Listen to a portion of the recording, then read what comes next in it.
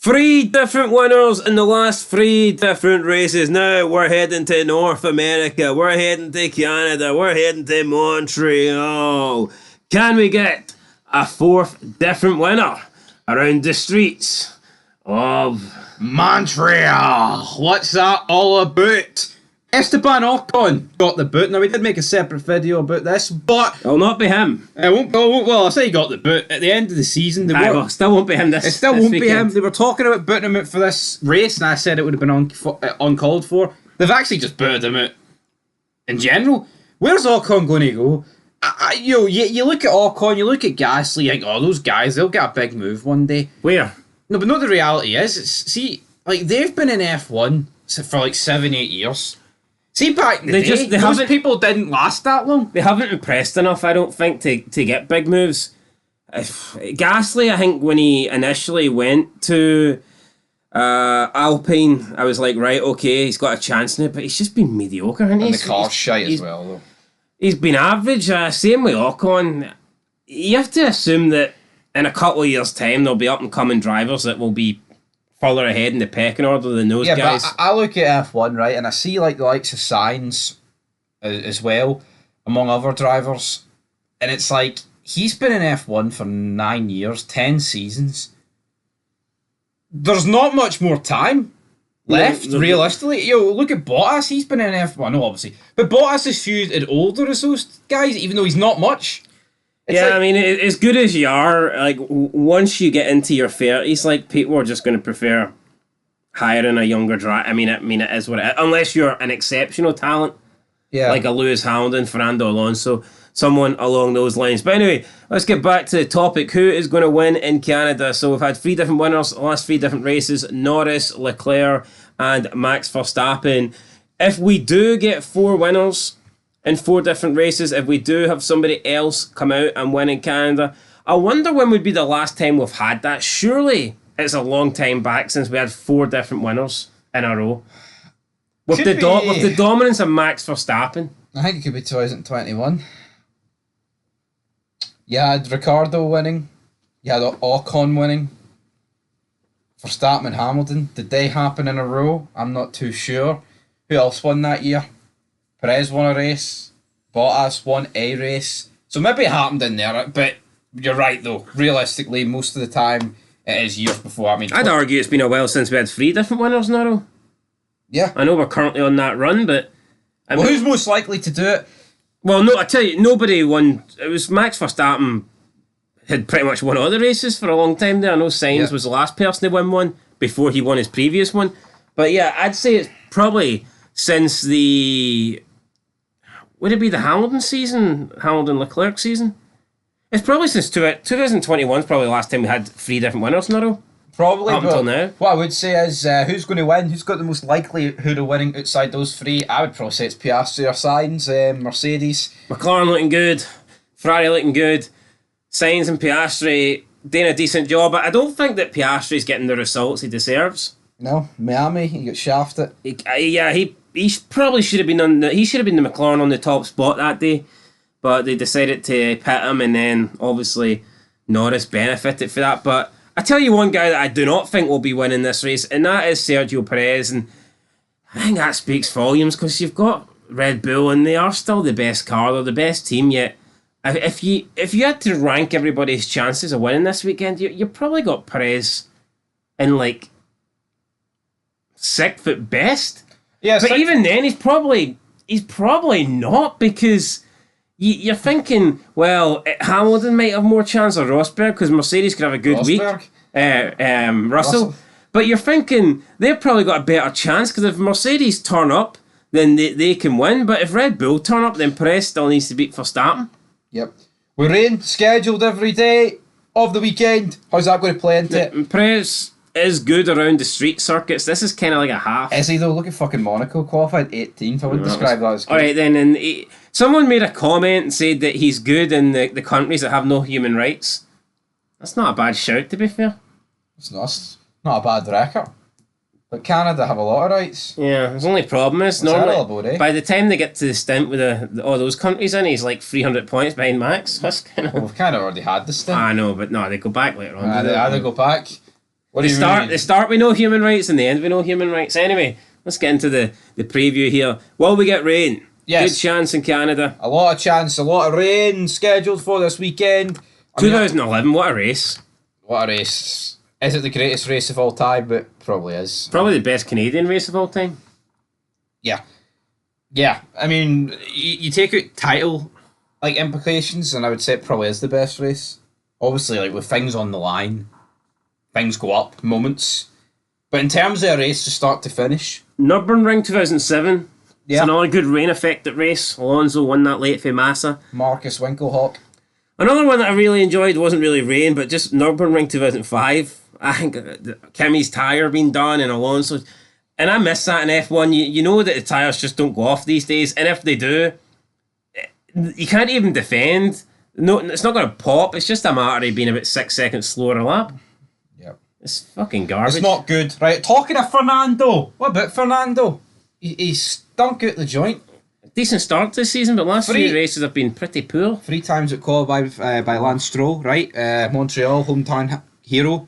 Good Lance Stroll in the wet. See this myth that Lance Stroll's good in the wet, by the way? He's fucking shite in all conditions. Turkey was good, but for half a race. Aye, half a race in his he didn't even finish in the points. We always spoke about, Perez went on to finish second that day, I think. Yeah, so. Was that a great race for Hamilton? Is that Hamilton's best win, do you think? I don't know if it's his best It's win. up there, though. No, it is. I think he kind of fluked into it by how the tyres just magically stayed alive for so long. So what was I going to say about Alonso? We spoke about how one day he's just going to fall off the cliff and he's going to start declining and not get better. Don't get me wrong. Obviously, he's naturally declining every day, but he's just going to hit the peak at one moment and he's just going to fall off and that's it. And I mean, we could have seen the best of Fernando. Well, we've already seen the best of him, but we could only be seeing the worst of him from now on. Yes. I mean, what I think is it's not the results for me that's going to determine that. It's what he's doing in comparison to Lance Stroll. Because Aston Martin just seemed to have went off a cliff. But if you can't beat Lance Stroll, that's the measuring stick for me, big man. But let's talk about the 2026 regulations. DRS, no more. They will have open aerodynamics, active aerodynamics. So at the rear of the car and at the front of the car.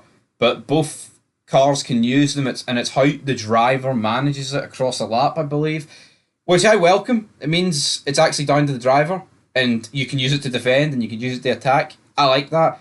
It reminds me of yesteryear. The cars look like 2005 D08, and I welcome that. They're a bit smaller. I mean, I think most people would say that's the best era of F1 around about that time. Would you agree with that? Yeah, when you could fit like 6 cars, probably 7 cars side by side. Yep. Nowadays, if 3 cars are going side by side, you're struggling to keep all 4 wheels on the track. It's the most, what I'd say, drastic regulation change since 2014. If I was to bet a team that I think is going to dominate, I'd say it's Ferrari. I don't know. They look like a well-oiled machine with Fred Vasseur. And with Leclerc and Hamilton, I struggle to see that doing bad like I do. Be interesting to see a dominant Ferrari and how that battle would go.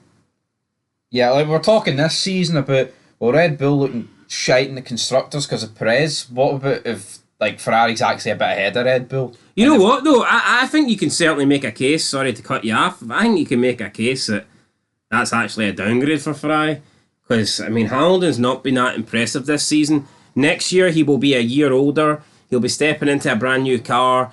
I mean, let's say you write off the first season. Let's say you go, he's going to have to get used to it. Obviously, Leclerc's going to beat him or whatever. I mean, another 2 years down the line. Yeah. What kind of Hamilton are you getting? But I get it. It's Lewis Hamilton. It's like signing a Max Verstappen or signing a Vettel or an Alonso or a Michael Schumacher. You're getting that big name. And I think that's why Ferrari are doing it. Yeah, but just because Alonso, right, hasn't really lost too much, recently for the last 3 races, but say last season, for example, didn't look like he lost a step sometimes. Everyone's different.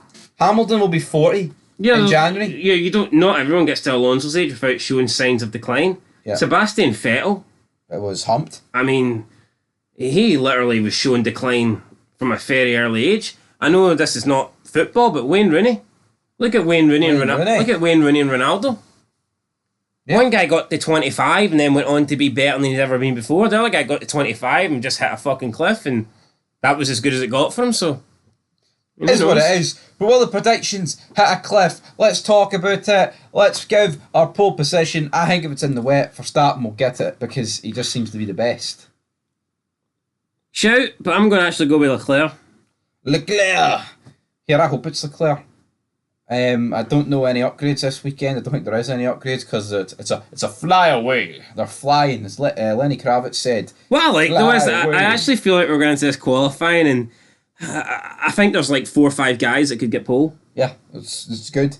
And maybe in the race I'm not as convinced, but it's better than what we've got over the past couple of seasons, because honestly I felt like you're going into most races and you're actually relying on a minor medical for Verstappen not to get pole. Max, yeah. I mean, yeah, you actually get 3 teams up there. I would just wish that we seen Mercedes and Aston Martin take that step forward. And well, for Aston, it's that Red Bull had a fucking good number 2. Aye, something like that. We actually get more people in on it because it's looking that way. But for pole, I'm going Max. You're going Leclerc. As for the race, who's it going to be? I'm going to go Lando Norris to win. There you go. Boom. McLaren's very good. I'm going to go top 5. Aye. Leclerc, Norris, Max, Piastri, Sainz. Boom. You could say that's a wee bit El Generico, but I'll go. Well, I'm not going to fucking lie and just make up. I'm not going to say Ocon's going to stick it on pole when I don't think he is. You know? He's not going to do it, but I'm going to go Norris, Verstappen, Leclerc, Piastri, Sainz. I'm going to copy you, buddy. That's not El Generico. It depends, man. If it rains, it could be mental, but I just don't see anyone. You don't want to swap one of them for Perez, no? No, I don't. Perez is done. And I tell you what, right? We're going to make a separate video about Perez, but what does Yuki Tsunoda have to do, by the way? To even get a sniff of the seat? Perform shite? Oh, maybe that is it, but maybe he'll get it when Perez retires. Ever since Ricardo got back in that seat, he smoked him. And Ricardo's been the guy. Yeah, but Ricardo's a guy with all the hype behind him. Yeah, it's weird. Ricardo gets one good performance and people are marking it. Oh, Danny's back. Yeah, Tsunoda comfortably beats him week in, week out, and it doesn't even come to anybody's attention. Yeah, I mean... I think, see if you put a poll up who should get the Red Bull seat between Danny Rick and Tsunoda, people would vote for Danny Rick. Mental. But maybe there's a bias, maybe people just like the guy and they like his personality. No. That's fine, but listen, see when he first left F1, I didn't think he was that good. No. I thought he was on the... we talked about drivers on the decline. I thought he was on the decline. And, I mean, since he's came back, he has been getting beat by Tsunoda. Someone that I'm not overly that impressed with. Yeah, Helmut Marko referred to merchandise sales in South America to their decision, which I think like Red Bull, why the hell would that even impact them? But anyway, that's for that video later on, maybe tomorrow. But until next time, peace!